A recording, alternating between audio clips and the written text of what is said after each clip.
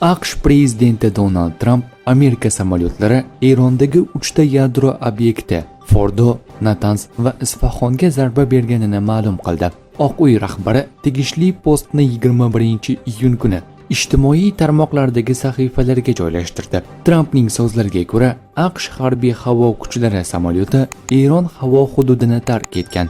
Biz Erondagi 3 ta yadroviy maydonga, Fordo, Natans va Isfahonga juda muvaffaqiyatli hujumni yakunladik. Hozirda barcha samolyotlar Eron havo hududidan tashqarida. To'liq bomba yuki asosiy joy Fordoga tashlandi. Barcha samolyotlar uylariga eson-omon qaytmoqda. Buyuk amerikalik jangchilarimizni tabriklaymiz. Dunyoda buni qila oladigan boshqa armiya yo'q. Tinchlik vaqti bo'ldi deb yozgan Amerika rahbari. U mazkur hujumni Amerika Qo'shma Shtatlari, Isroil va butun dunyo uchun tarixiy lahza ekanini qo'shimcha qildi.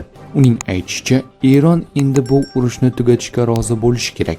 Eronning Amerika Qo'shma Shtatlarga qarshi har qanday qasosi bugun kechqurun bo'lgandan-da ko'proq kuch bilan qarshi olinadi, dedi Tramp. Prezident Tramp keyinchalik Amerika xalqiga televizion murojaat ham yo'lladi va zarbalar ajoyib harbiy muvaffaqiyat bo'lganini aytdi. Eronning asosiy yadroviy boyitish inshootlari butunlay yo'q qilindi, dedi Tramp. 3 daqiqadan sal ko'proq davom etgan nutqida Tramp Eronning kelajagi yoki tinchlik yoki fojia bo'lishini va AQSh harbiylari tomonidan zarba berilishi mumkin bo'lgan boshqa ko'plab inshootlar borligini aytdi. Agar tinchlik tezda kelmasa, biz aniqlik, tezlik va mahorat bilan boshqa inshootlarga boramiz, dedi u. Shuningdek, Eron davlat televideniyasi orqali Qo'shma Shtatlarning Yaqin Sharq mintaqasidagi bazalari namoyish etilib, ularga zarba berish bilan tahdid qilindi. Janob Tramp, buni siz boshladingiz, biz tugatamiz, deyiladi xabarda.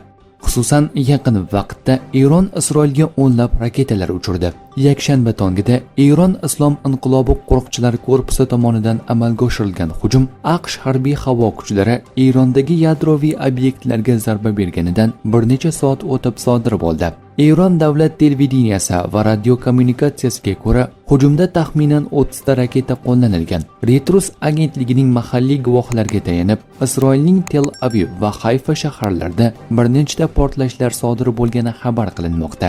AFP esa portlashlar Quddusda ham eshitilganini yozmoqda.